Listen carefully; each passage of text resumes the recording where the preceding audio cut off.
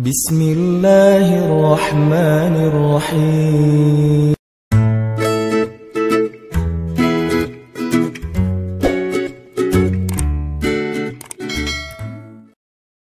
Oke, bismillahirrahmanirrahim. Assalamualaikum warahmatullahi wabarakatuh. Teman-teman sekalian, anak-anak muda Kota Bandung, Jawa Barat yang dirahmati Allah Subhanahu wa taala. Kita bersyukur kepada Allah sekarang bisa duduk lagi nongkrong di rumah Allah. Semoga tongkrongan kita ini termasuk salah satu tongkrongan yang di-follow oleh para malaikat. Karena emang setiap hari Allah mengutus sekian banyak malaikat ke muka bumi, berjalan di antara gang-gang di bumi untuk mencari tongkrongan zikir dan tongkrongan ilmu. Dan ketika malaikat ketemu dengan salah satu di antara tongkrongan zikir dan ilmu, apalagi isinya anak-anak muda, malaikat akan sangat excited dan nge-mention malaikat-malaikat yang lain dengan bahasa halummu ilayya. Kesini, di sini ada tongkrongan ilmu, tongkrongan zikir oleh anak muda. Sehingga kemudian semua malaikat yang tadi diutus oleh Allah buat nyari tongkrongan zikir akan berkumpul di antara mereka. Lalu ngedoain mereka, nge-mention nama mereka satu persatu. Jadi ketika kita sibuk untuk berzikir, malaikat sibuk untuk nyebut nama kita. Di-mention nama kita satu persatu untuk didoakan di hadapan Allah Subhanahu wa taala. Ya Allah, rahmati fulan namanya gitu ya. Ya Allah, ampuni dosa fulan. Ya Allah, ya Allah, ya Allah. Satu persatu disebutkan namanya oleh malaikat dan didoain terus-terusan sampai akhir dari majelis tersebut. Dan semoga kita termasuk orang yang namanya paling sering di-mention oleh malaikat dalam doa-doa mereka karena sering duduk di dalam tongkrongan ilmu. Ditambah lagi kita nongkrongnya bukan di sembarang tempat, tapi nongkrongnya di rumah Allah, tempat yang paling mulia di muka bumi. Sehingga siapa yang paling sering nongkrong di rumah Allah untuk mencari ilmu, maka dia yang paling besar harapannya untuk dimudahkan Allah nongkrong di dalam surga Allah Subhanahu wa taala. Malam ini kita akan melanjutkan pembahasan ayat-ayat Al-Quran yang berkaitan dengan harapan atau bahasa Arabnya roja, bahasa Inggrisnya hope, atau kalau kita berdoa itu disebut dengan munajat. Berdoa itu disebut dengan munajat, curhat, apalagi berharap, kemudian yang paling standar itu berdoa kepada Allah. Nah, kita akan bahas tentang ini. Tapi sebelum kita membahas tentang ini, coba teman-teman buka Al-Quran, surat Al-Qasas. Kita akan coba lihat tentang pentingnya berharap kepada Allah Subhanahu wa taala dalam kisah Nabi Musa alaihissalam. Surat Al-Qasas itu surat 28, dimulai dari ayat 14. Surat Al-Qasas surat 28 dimulai dari ayat 14.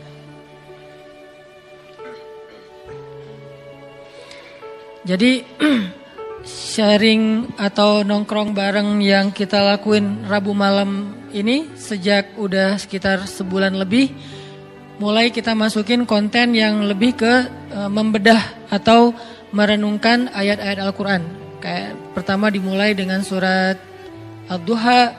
Saya nggak tahu berapa kali pertemuan ya, tapi mudah-mudahan udah cukup kebayang nih.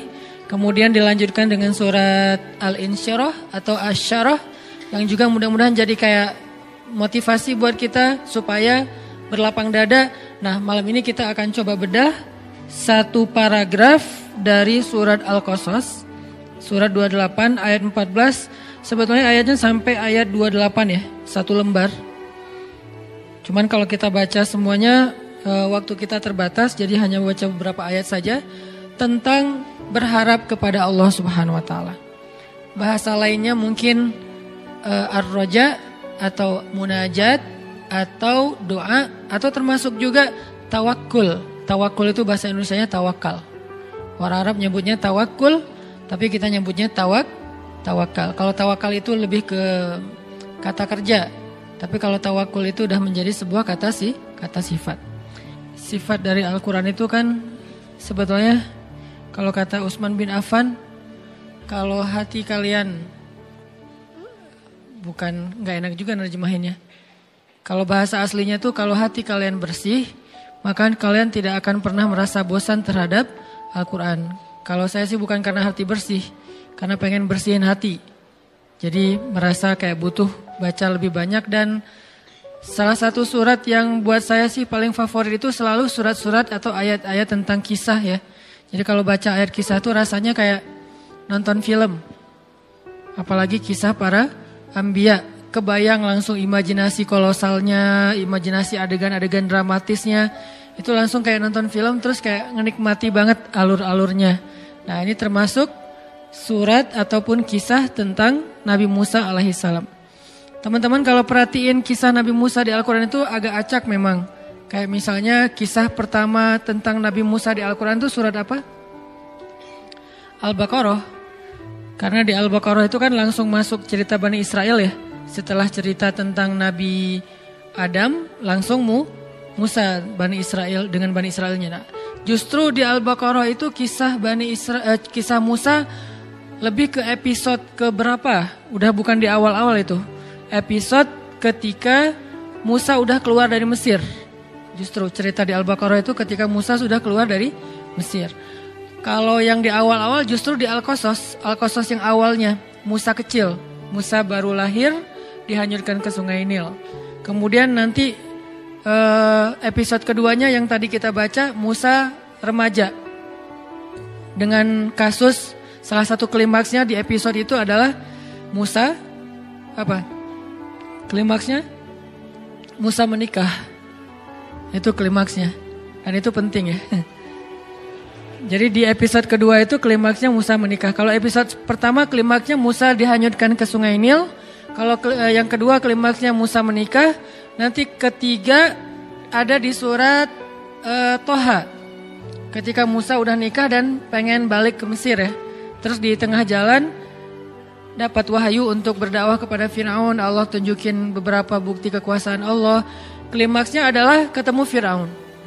Nanti balik lagi ke Al-Qasas dan Toha sama tuh mengisahkan episode tentang ketika Musa mendakwahi Firaun. Lalu nanti sampai puncaknya adalah belah laut.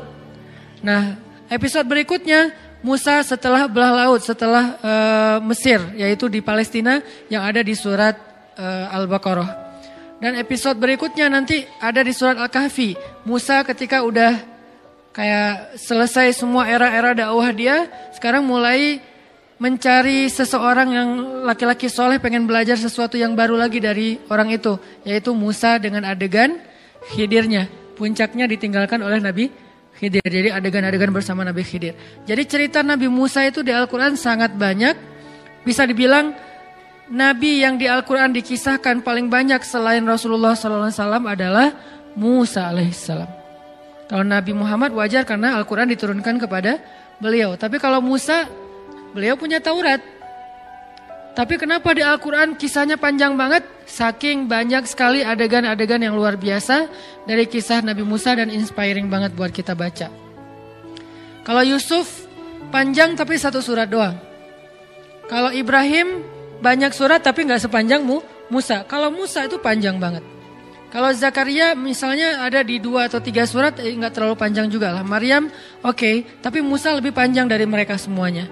Dan ini malam ini kita akan coba bedah kisah Nabi Musa alaihissalam di episode, sebutlah episode kedua, masa Nabi Musa usia remaja. Disebutkan oleh Allah Subhanahu wa taala di ayat berapa tadi teh? 14. Walamma balagha asyuddah wastawa atainahu hukman wa ilma. Ketika Musa sudah berusia asyuddah, usia cukup. Berapa usia cukup? Kata sebagian ulama usia cukup itu adalah usia cukup menikah. Usia cukup di sini adalah usia cukup menikah. Perlu kita cari tahu berapa? Ada ikhtilaf, jadi aman ya.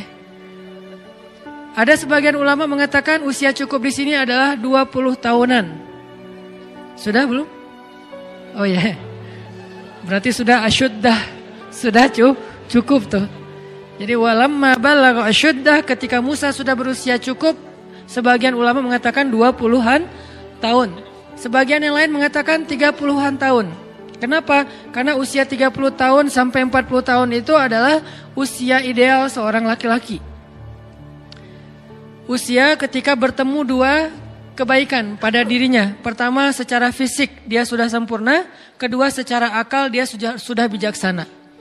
Kalau di atas 40 tahun mulai nih fisiknya berkurang sedikit demi sedikit. Tapi nggak langsung drastis, 40 tahun terus tiba-tiba jadi lemah, nggak juga sih. Pelan-pelan nih berkurang, tapi idealnya bertahan antara 30 sampai 40 tahun. Setelah 40 tahun fisiknya mulai berkurang sedikit demi sedikit, akalnya tetap sempurna. Di bawah 30 tahun fisiknya sempurna, akalnya belum sempurna. Nah yang paling sempurna itu usia antara 30 sampai 40. Dan itulah usia Nabi Ayub ketika Allah sembuhkan. Nabi Ayub sakit sekitar usia 80 tahun. Lalu ketika Allah sembuhkan, mandi dengan air di bawah kaki beliau, tiba-tiba beliau jadi muda lagi. Mudanya beliau, kata sebagian besar ulama tafsir, adalah di usia antara 30 sampai 40 tahun. Karena itulah usia paling ideal. Dan itu juga yang menjadi patokan usia penduduk surga. Penduduk surga itu kata Allah usianya sebaya. Arti sebaya rata-rata antara 30 sampai 40 tahun. Dan itulah usia penduduk surga. Jadi kalau belum usia 30 tahun, belum sempurna syaratnya nih. Di atas 40 tahun udah agak-agak gimana gitu. Jadi usia yang ideal itu antara 30 sampai 40 tahun. Walaupun itu nggak berlaku kepada semua orang. Ada orang yang usia 20 tahun, tapi dia melakukan karya-karya yang bahkan orang 40 tahun belum melakukannya. Seperti Muhammad Al-Fatih. Atau kalau para anbiya itu seperti Nabi Yusuf alaihissalam, Nabi Yahya alaihissalam, Nabi Isa alaihissalam, nabi-nabi yang keren, yang masih muda-muda tapi udah dapat ilmu. Nabi Yahya itu bukan usia remaja malah. Yahya khudil kitaba biquwwah wa atainahul hukma sobiyya. Kami berikan kepada Yahya itu hukma. Hukma ini adalah ilmu yang banyak ketika dia masih berusia sobiyya, masih anak-anak, seusia akbar. Seusia akbar udah jadi nabi. Udah duduk depan terus kita dengerin. Seusia akbar. Yahya. Isa juga kayak gitu. Kalau Isa malah dikasih kemampuan berbicara, usia masih dalam gendongan ibunya. Cuman ngomongnya cuma sekali doang. Setelah itu udah gak bisa ngomong lagi kecuali secara normal. Artinya gak berlaku kepada setiap orang. Ada juga misalnya kayak sahabat usia belasan tahun udah memimpin pasukan yang prajuritnya itu sahabat senior. Siapa sahabat ini? Usamah bin, bukan Laden ya. Usamah bin Zaid. Siapa Usamah bin Zaid? Anaknya Zaid.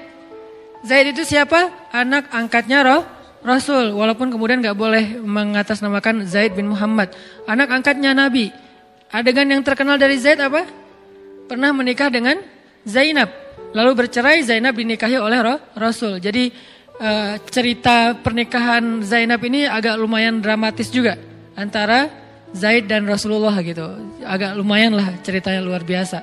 Jadi anaknya namanya Usamah. Usamah usia SMP, kalau di kita sekitar 14 tahun. Usia SMP udah memimpin sebuah pasukan perang. Dia udah jadi kayak panglima militer. Anggota pasukannya, prajuritnya siapa? Umar bin Khattab. Coba. Kelas-kelasnya sahabat awalun yang dijamin masuk surga, yang Rasulullah bermusyawarah dengan mereka. Siapa panglimanya? Usamah bin Zaid.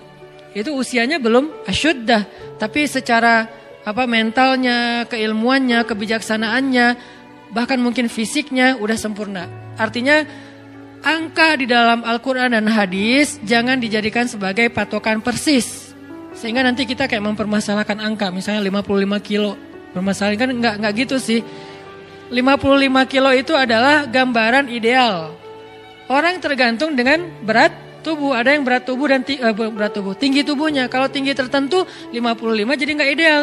Mungkin idealnya adalah 60. Dengan tinggi tertentu mungkin idealnya adalah 30. Anak kecil misalnya gitu.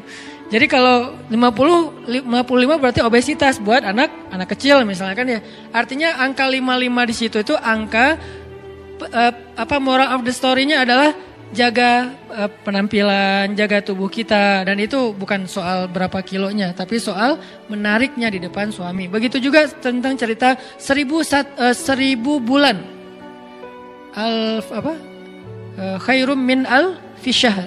Lebih baik daripada 1000 bulan. 1000 bulan di sini artinya bukan dihitung 1000 bagi 12. Berarti 80-an tahun sekian. Enggak kayak gitu bahasa Arab.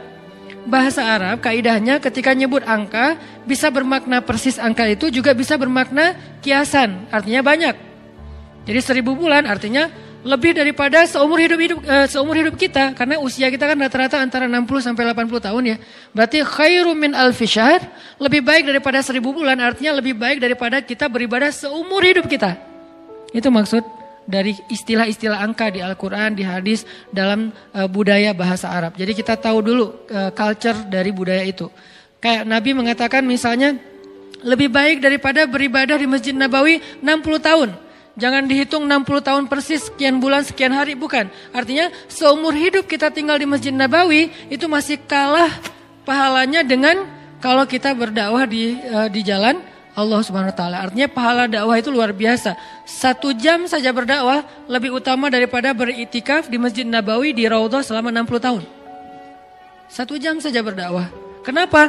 Karena 1 jam berdakwah itu ketika yang dengarnya sekian ribu orang, lalu mereka hijrah, sadar, beramal soleh, maka semua pahala amal soleh mereka itu ditransfer untuk orang yang mendakwahi mereka.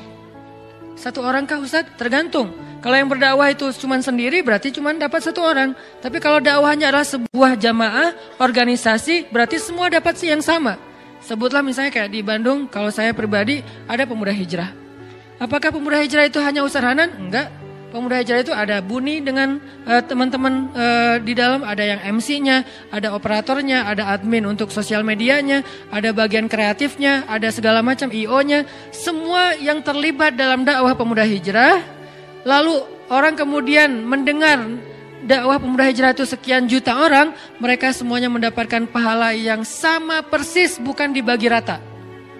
Tidak dibagi rata, dikasih sama masing-masing. Misalnya 1 juta orang jadi berzikir, sebutlah misalnya zikirnya subhanallahi wa bihamdi subhanallahil azim, gitu kan zikirnya. Siapa yang membaca 1 kali zikir ini subhanallahi wa bihamdi subhanallahil azim, maka Allah beratkan timbangannya nanti di akhirat, gitu kan ya. Allah beratkan timbangannya di akhirat. Terus Allah nge-like banget, karena itu kalimat yang Allah paling nge-like di antara sekian banyak caption yang pasti di like sama Allah itu subhanallah wa bihamdi subhanallahil azim. Saya sampaikan nih lewat sebuah crowd event, didengar oleh teman-teman yang hadir, didengar oleh teman-teman lewat viewer streamingnya, kemudian ditayangin di YouTube, dilihat oleh para viewer yang di YouTube. Sekian juta, sebutlah 1 juta orang yang mendengar nasihat ini, dan ini sederhana untuk diamalkan. Lalu 1 juta orang ini mengamalkan subhanallah wa bihamdi subhanallahil azim sekali aja seumur hidup, nggak usah sering, sekali aja 1 juta orang. Berarti setiap panitia yang terlibat dalam dakwah ini masing-masing mendapatkan 1 juta kali subhanallah wa bihamdi subhanallahil azim. Bukan 1 juta bagi sekian panitia, bukan. Masing-masing 1 panitia dapat 1 juta. Kayak gitu cara matematika pahala di sisi Allah. Makanya wajar kalau Nabi mengatakan 1 jam berdakwah atau berjihad lebih utama daripada 60 tahun beribadah. Dua-duanya amal soleh. Tapi kalau dibandingkan jauh. Ahli ibadah udah zikir habis-habisan, keren. Tapi kalau ada orang yang berdakwah langsung kesalib. Itulah kenapa dakwah itu harus jadi salah satu hobi kita. Ustaz, saya kan bukan penceramah. Gak apa-apa, karena dakwah itu bukan cuma ceramah. Dakwah itu programming.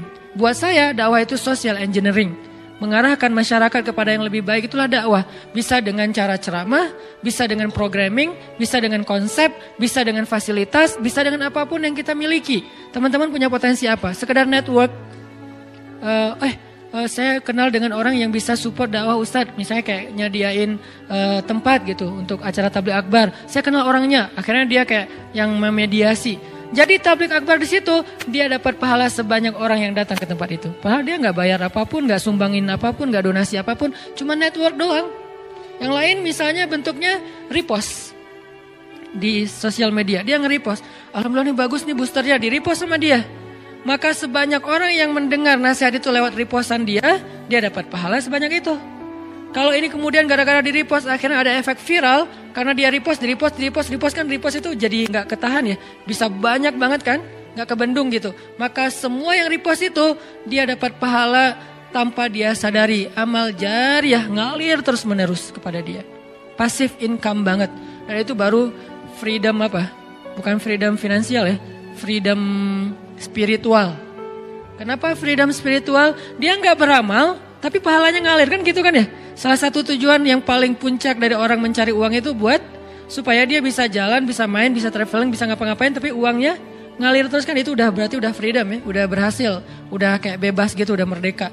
Harusnya spiritual juga kayak gitu. Kita sehari-hari orang lihat, dia mah biasa aja amalnya. Jangan menjudge. Kita nggak tahu amal orang lain. Allah yang lebih tahu. La tuzakku anfusakum huwa a'lamu bimanittaka. Ada orang yang kayak dijudge kayaknya seolah-olah dia tuh orang biasa aja, amalnya nggak terlalu keren, jidatnya nggak hitam, apa misalnya. Oke, kita respect dengan orang yang jidat hitam tuh menunjukkan dia rajin sujud. Tapi maaf, saya tutupin takut ria. Nggak ada juga. Takut malu sebetulnya. Jadi kayak oke lah, saya pasti selalu respect lah sama orang yang cadaran, saya respect sama orang yang pakai sorban, saya respect sama orang yang pakai jubah yang di atas mata kaki, orang yang janggutnya panjang segala macam, respect banget. Tapi jangan sampai kita menjadikan itu sebagai standar baku, seolah-olah kalau nggak kayak gitu berarti udah nggak masuk surga. Karena bisa jadi orang nggak terkenal sama sekali, tapi dia kerjaannya ngapain? Repostin ceramah aja, ceramah Ustaz Abdul Somad di repost. Ceramah saya di repost, Ustadz Felix, Ustadz Umar Mita, siapapun, Ustadz Ali Dayat, di repost. Dia kayak beramal soleh itu lewat itu. Atau dia bikin kayak apps gitu atau apalah untuk ngebantu dakwah para ustadz. Pokoknya dia pengen dakwah ini berkembang. Saya ustadz gak bisa ceramah, tapi saya bisa membuat ceramah ustadz itu viral. Biar beri saya kesempatan. Akhirnya dia bikin. Akhirnya banyak sekali pahala dari yang dia dapatin. Ini namanya dakwah. Balik lagi kepada pembicaraan tadi, angka dalam bahasa Arab tidak selalu persis maknanya angka kayak gitu, tapi juga bermakna banyak, bermakna lebih dan seterusnya. Nah, Musa ketika usianya sekitar 20 atau 30 tahun, tapi saya lebih condong dengan pendapat ulama yang mengatakan 20 tahun. Karena nanti dia masih ada masa masa melamar seorang cewek dan bekerja selama 10 tahun, jadi usia 30 tahun, kemudian Musa menikah. Maka Allah berikan kepada dia hukman wa ilma. Apa bedanya hikmah dengan ilmu? Kalau ilmu itu adalah, kalau dalam bahasa ayat ini ilmu itu adalah wawasan, pemahaman, ilmu pengetahuan. Kalau hukman, kebijaksanaan. Orang yang Allah berikan nubuwah biasanya diberikan hukma wa ilma. Sama kayak Nabi Yahya, wa atainahul hukma sabiyya. Kami berikan dia kebijaksanaan. Jadi usia 20 tahun Nabi Musa itu udah bijaksana. Dan puncak dari kebijaksanaan, apa puncak dari kebijaksanaan? Kata Nabi, Rasul hikmah makhafatullah. Puncaknya bijaksana itu adalah takut kepada Allah. Puncaknya. Jadi orang gak disebut bijaksana kalau dia gak takut kepada Allah. Kalau gitu Ustadz kita jadi kayak budak. Emang namanya juga hamba. Hamba itu kan bahasa lain budak kan. Dan sifat dasar dari seorang hamba itu takut kepada tuannya. Dan kalau dia udah takut kepada tuannya, dengan rasa takut itulah dia menjaga diri dari berbuat dosa, mengecewakan, membuat tuannya marah. Dan itulah puncak dari kebijaksanaan. Sehingga kata Allah, innama yakhsyallaha min ibadihil ulama. Sesungguhnya yang takut kepada Allah di antara hambanya adalah orang yang berilmu. Jadi bisa dibilang ciri orang yang berilmu takut kepada Allah. Bukan banyak wawasan, bukan banyak teori, bukan panjang narasinya, bukan bagus dalam penulisan captionnya, tapi dia takut kepada Allah. Ketika dia mau bikin dosa, takut kepada Allah. Ketika dia mau nyakitin orang lain, takut kepada Allah. Ketika dia mau bohong, takut kepada Allah. Ketika dia mau curang, takut kepada Allah. Bisa jadi dia wawasannya gak terlalu banyak, tapi ilmunya sampai kepada puncak hikmah. Tanya sama diri kita masing-masing. Apakah yang kita pelajari setiap Rabu malam atau di taklim-taklim yang lain udah bikin kita takut sama Allah belum? Atau itu sekedar kayak wawasan doang gitu. Oh ya, gue udah tahu. Oh ya, baru tahu. Oh ya, lucu juga ya. Oh ya, seru ya. Oh ya, ini mungkin baru sekedar wawasan dan entertain. Kita pengen nyari ilmu yang bikin kita takut sama Allah. Dan rata-rata orang-orang yang hebat dalam cerita Al-Quran semuanya takut sama Allah. Salah satunya Yusuf alaihissalam. Yusuf itu salah satu bentuk adegan dia takut sama Allah ketika dia digoda oleh seorang cewek. Ceweknya tuh cantik banget, terkenal bahkan jadi simbol kecantikan perempuan Mesir. Bukan Cleopatra, tapi istri Al-Aziz. Karena ini versi Al-Quran kan cantik banget. Saking cantiknya sampai Yusuf juga tertarik kepada dia. Karena Yusuf kan terlalu keren ya. Orang kalau terlalu keren kan punya standarnya juga agak tinggi kan.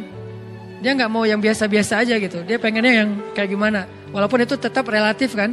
Relatif menurut kita kayak biasa, menurut dia udah tinggi.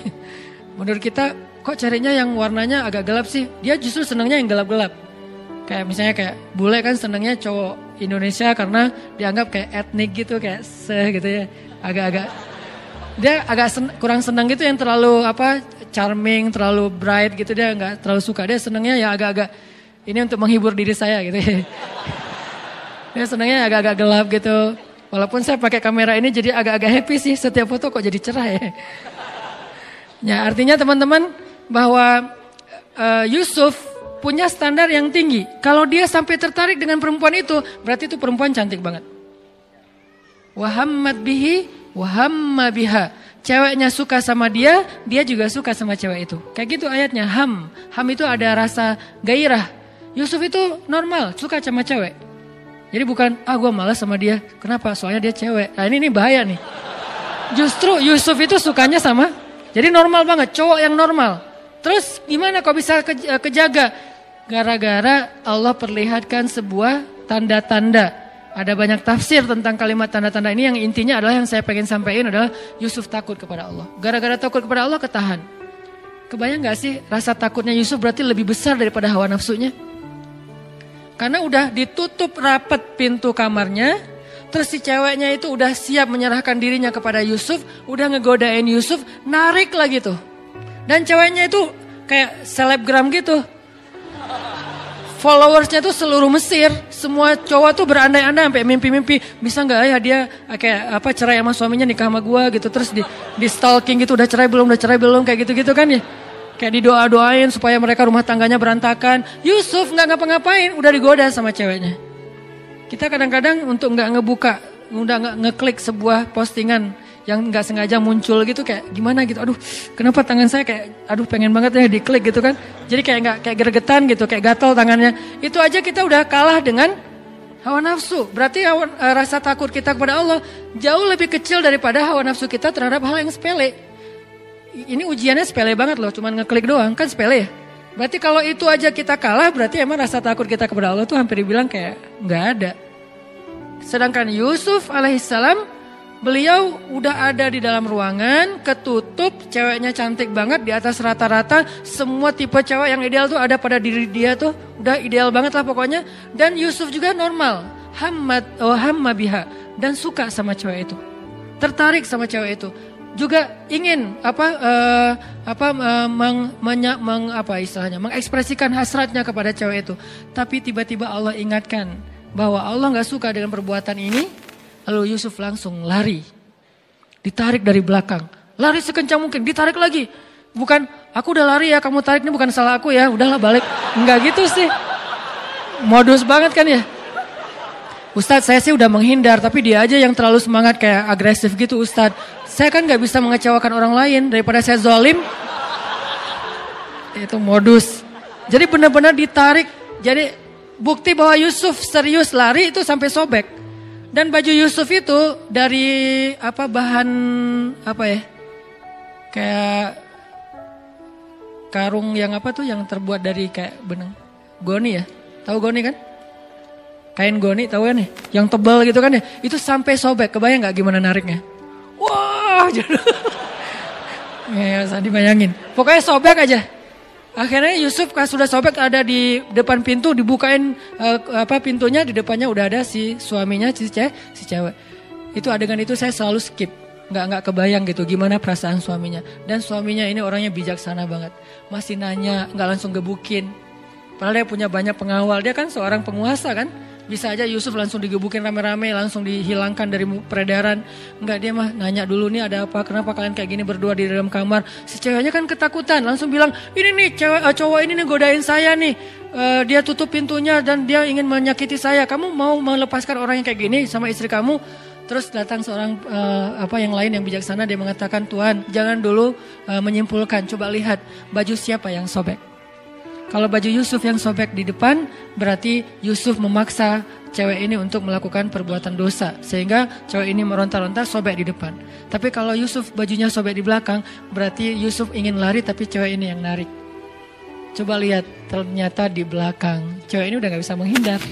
Tapi karena ini berita bisa menghebohkan jagat online, bisa viral di mana-mana dan ini membahayakan stabilitas politik negara, akhirnya emang kayak gitu pertimbangan kata ulama tafsir. Akhirnya tetap raja ini menghukum Yusuf.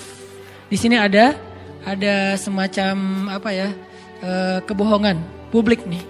Kenapa? Karena kalau sampai berita keluar itu adalah ceweknya yang bersalah, maka akan mempermalukan keluarga raja banget. Sehingga tetap Yusuf yang dihukum. Propaganda lah ya. Yusuf dihukum walaupun dia nggak salah dan rajanya udah respect sama Yusuf. Nanti sehingga ketika ada masalah nanya juga ke Yusuf. Intinya apa teman-teman?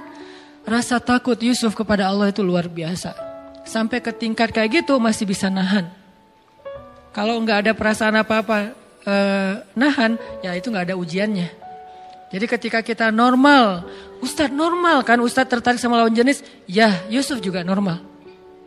Ustadz manusiawi kan, saya marah, ya tapi Nabi Musa juga manusiawi. Nabi Musa juga bisa marah. Ustadz normal kan kalau kita sakit hati, ya Nabi Ayub juga bisa sakit hati ketika beliau ditinggalkan gara-gara beliau sakit. Normal kan Ustadz kalau kita misalnya kayak nyerah aja udah capek, ya Nabi Yunus juga pernah kayak gitu dan ditegur oleh Allah. Jadi hal-hal yang normal manusiawi ini bukan berarti kita boleh melakukannya. Yang normal dan manusiawi pada diri kita sebagiannya adalah ujian, bukan boleh melakukan. Ini kan anugerah dari Allah. Tuhan yang menciptakan saya gini loh, Ustaz, saya gak pernah minta. Tuhan menciptakan saya dari awal, sejak saya kecil tuh saya udah gak tertarik dengan lawan jenis, sukanya hanya sesama jenis. Ini kan Allah yang kasih, gak bisa. Karena kenapa? Sebagian besar dari yang Allah anugerahkan dalam diri kita, sebagiannya adalah ujian. Halu'a, jazu'a, manu'a, ajula, da'ifa. Ini kan sifat-sifat manusia yang harus diberesin. Terus ngeberesinnya pakai apa? Innal insana lafi khusr. Manusia kalau cuma ngikutin hawa nafsunya atau ke sisi kemanusiaannya, khusr, rugi. Terus cara untuk mengobatinya, illalladzina amanu wa amilus solihat wa tawassaw bil haq wa tawassaw bis shawab. Apa maksudnya? 3 di situ. 1, belajar iman kepada Allah. Jadi kalau kita ngerasa bahwa emang ini kayak bawaan saya dari lahir Ustaz. Emang ini penyakit saya Ustaz. Emang ini manusiawi Ustaz. Tapi saya tahu ini salah. Ini ujian dari Allah untuk saya nih. Dan saya pengen hidup saya jihad melawan ini aja deh. Orang lain mungkin amalnya tahajud. Orang lain mungkin amalnya sholat duha. Orang lain mungkin amalnya sedekah. Kalau saya amalnya lawan hawa nafsu. Dan bukankah Nabi mengatakan melawan hawa nafsu itu jihad yang besar? Hawa nafsunya apa? Macam-macam. Hawa nafsu terhadap lawan jenis. Hawa nafsu terhadap sesama jenis. Sama hawa nafsunya. Lawan jenis nafsu, sesejenis juga nafsu, cuma agak-agak sedikit gimana gitu. Tapi sama-sama hawa, sama-sama rasa yang gairah. Gairah itu bahasa Arab, gairah dalam diri kita. Nah inilah jihad kita. Cara melawannya gimana Ustaz? Illalladzina amanu, belajar iman. Belajar yakin sama Allah, belajar lebih dekat sama Allah, belajar lebih mengenal Allah, 1. Kedua, wa amilus solihat, sibukkan diri kita dengan hal-hal yang positif. Ke masjid, taklim, belajar ngafal Quran, belajar ini, belajar itu. Yang positif-positif lah, membantu orang lain. Yang buat kita tersibukkan dengan hal-hal yang produktif, bermanfaat, positif gitu. Atau bahkan mungkin semangat untuk mencari, bikin usaha, bisnis Yang penting positif, produktif. 2. Ketiga, watawassaw bil haq, watawassaw bis sabr. Apa maksud dari kalimat ini? Lingkungan. Maksud dari watawassaw bil haq, karena kalimatnya saling, berarti lingkungan. Cari lingkungan yang bisa jaga kita, yang bisa menasehati kita, yang bisa mengingatkan kita ketika kita salah. Cari lingkungan itu. Jangan cari lingkungan yang justru membiarkan kita, bahkan menyemangati kita dalam berbuat dosa, bahkan mendorong kita, bahkan menjerumuskan kita. Jangan itu lingkungannya, karena itu nggak akan bisa selamat dari khusr, dari kerugian. Wa tawassaw bil haq wa tawassaw bis sabr, artinya cari lingkungan yang bisa membuat kita lebih termotivasi dalam kebaikan-kebaikan. Al-mar'u ala dini khalili. Seseorang tergantung siapa temannya. Itu berlaku dalam spiritual, berlaku dalam bisnis. Seorang motivator bisnis mengatakan, kalau Anda ingin menjadi orang sukses, coba perhatikan 5 orang yang paling dekat dengan Anda. Sukses belum? Kalau 5 orang yang paling dekat dengan Anda bukan orang sukses, berarti Anda nggak akan bisa sukses. Terus perhatikan berapa pendapatan mereka dalam sebulan. Kali 5 bagi 5 rata-rata. Maka segitulah pendapatan Anda, itu kata seorang motivator bisnis. Artinya tetap dalam motivasi bisnis aja, teman itu sangat mempengaruhi diri kita, kesuksesan kita. Kalau kita pengen sukses di kampus, berteman dengan 5 orang yang sukses di kampus. Pengen sukses dalam pernikahan, berteman dengan orang yang 5 nikah muda. Insya Allah nikah muda. Kalau 5-5-nya sama-sama Jovisa, ya wajar lah kita sampai sekarang masih. Teman lo siapa? Itu yang lagi ngahulang di pojok situ. Kenapa? Habis diputusin, oh ya. Yang kedua, gak bisa move on. Yang ketiga, stalkingin mantan. Yang keempat, jadi 5 temannya semuanya belum bisa move on dari masa lalu gitu. Dan nasibnya sama, diputusin. Gak ada yang nyambung gitu ya. Berarti ya wajar. Perhatikan siapa teman kita. Intermezzo doang. Intinya adalah, tapi serius ya. Intinya adalah dalam amal soleh juga kayak gitu teman-teman. Karena saya kundayan, saya nahnu du'at walaysa qudat, kami adalah dai bukan hakim. Jadi saya tidak menjawab pertanyaan itu dari sisi fatwa. Ustaz Abdul Somad sudah menjawabnya dari sisi fatwa tentang masalah LGBT dan segala macam. Itu bagiannya Ustaz Abdul Somad. Allahu alam, beliau lebih mengerti ilmu daripada saya. Saya dai, maka saya ngasih solusi. Solusinya apa? Tadi, belajar iman, belajar amal soleh, cari lingkungan. Karena kenapa? Kita sangat terpengaruh oleh lingkungan. Jadi Nabi Yusuf juga normal, sangat normal. Istrinya Nabi Lut normal. Kalau nggak normal nggak nikah sama Nabi Lut dong. Kan normal kan, berarti istrinya Nabi Lut, bukan istrinya cewek mana gitu. Enggak kan ya? Jadi dia nikah dengan laki-laki, berarti normal dong istri Nabi Lut. Terus masalahnya apa? Dia kayak mendukung orang yang punya ujian. Saya nggak nyebut dengan bahasa lain, saya lebih suka menyebutnya dengan ujian. Karena semua kita diuji, ada yang diuji dengan sifat kikir. Ustadz, saya tuh insya Allah kalau tahajud rajin. Kalau duha, alhamdulillah. Tapi kalau sedekah kenapa ya? Agak-agak berhitung gitu Ustadz. Kayak susah banget mau ngetik angkanya gitu Ustadz. Kalau bisa 0 semua gitu. Nolnya sih banyak, tapi gak ada angka satunya kan sama aja ya. 0 semua. Kayak susah banget mau ngasih. Ada orang kayak gitu teman-teman. Ada yang kebalikan. Ustadz, saya tuh emang kalau insya Allah kalau sedekah saya jor-joran gitu. Tapi kalau disuruh puasa sunnah kayak berat banget Ustadz. Boleh gak Ustadz puasa Ramadan saya pakai qadha aja, saya pakai fidyah aja. Gak apa-apa, fikih fidyahnya berapa Ustadz? Sekian genggam beras, saya kasih 1 ton deh. Gak bisa. Jadi ada orang yang diuji dengan sifat kikir, ada yang diuji dengan sifat males, ada yang diuji dengan sifat baperan, suka cemburu yang berlebihan, suka curiga yang berlebihan dengan pasangannya. Kita setiap hari harus live Sherlock ya. Lo kemana aja gitu kan ketahuan gitu kan ya. Kayak super duper gitu kan. Terlalu posesif misalnya. Itu kan ujian ya. Ujian kalau laki-laki mungkin diuji dengan temperamen. Itu kan masalah dia yang dia harus coba beresin. Ustadz, saya itu orangnya suka memberi. Saya orangnya alhamdulillah tahajud. Saya tuh alhamdulillah tilawah. Tapi di jalan gak bisa nahan diri untuk marah. Klakson panjang, terus buka kaca marah-marah keluar, terus langsung nyegat orang di jalan, terus dilabrakin, kalau perlu dipecahin kacanya, dan segala macam lah kayak gitu-gitu. Saya juga pernah kayak gitu, soalnya konyol. Udah gitu saya taubat nasuha deh. Kenapa? Melototin orang pas dibuka, Ustadz, gak jadi, pergi aja.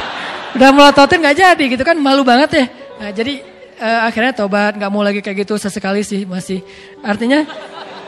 Artinya teman-teman, itu kan ujian masing-masing orang. Termasuk ada orang yang ujiannya apa? Gak bisa jaga mata.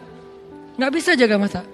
Susah banget gitu. Yang lain dia bisa zikir, astagfirullah, subhanallah. Jadi dia tuh kayak lidahnya tuh gampang berzikir, tapi matanya tuh susah nunduk gitu. Ngelihatnya ke atas aja. Kalau di TSB. Kalau di dalam mall, ke bawah aja di lantai 2. Jadi kayak Ujian dia adalah mata. Ada ujian orang yang lisan. Gak bisa nahan diri dari membicarakan orang lain. Kalau ada teman pasti, lo tahu gak? Mulai itu. Lo mau dengar gosip yang terbaru gak? Ini update banget nih. Mulai lagi. Jadi ujian dia di sini. Ada ujian di sini, di perut. Ada juga yang kalau bahasa Nabi itu di antara perut dengan lutut. Ujiannya adalah hawa nafsunya. Semua orang dikasih ujian oleh Allah untuk dia survive dengan ujian itu. Dan mungkin itulah jalan dia ke surga. Termasuk orang yang tadi ujiannya suka kepada sesama jenis. Itu ujian dia. Saya gak mau menjudge dengan istilah penyakit atau apa. Itu bagian ustadz yang lain. Buat saya itu ujian buat teman-teman yang punya masalah ini. Coba kita beresin. Bukan dia doang yang punya ujian, kita juga punya, cuman beda. Kalau ujian yang lain misalnya kayak ujiannya tuh susah untuk ngelupain kesalahan orang. Ujiannya tuh susah untuk ngobatin sakit hati. Ujiannya itu kayak susah khusyuk dalam sholat. Asal udah sholat, asal udah takbir, banyak ide. Allahu Akbar. Oh iya benar tuh. Jadi asal udah takbir dapat banyak ide gitu. Jadi kayak kalau dia udah mentok, gua sholat pura-pura. Bisa pas itu dapat ide gitu. Pas pura-pura gak keluar ide. Oh harus beneran ternyata. Wudu beneran. Allahu Akbar. Tuh kan dapat ide beneran ya. Jadi kayak ujian banget buat dia. Sholat khusyuk itu semua orang diuji oleh Allah. Kan Allah menguji kita untuk melihat keseriusan kita dalam mendekati dia gitu. Makanya teman-teman yang punya ujian yang tadi saya sebutin, yuk illalladzina amanu, belajar iman. Belajar iman itu apa Ustadz? Belajar iman itu bukan belajar wawasan, belajar ngerasain iman di sini nih. Cinta sama Allah, takut sama Allah, apalagi kalau udah sampai ke takut, ya udah punya benteng tuh.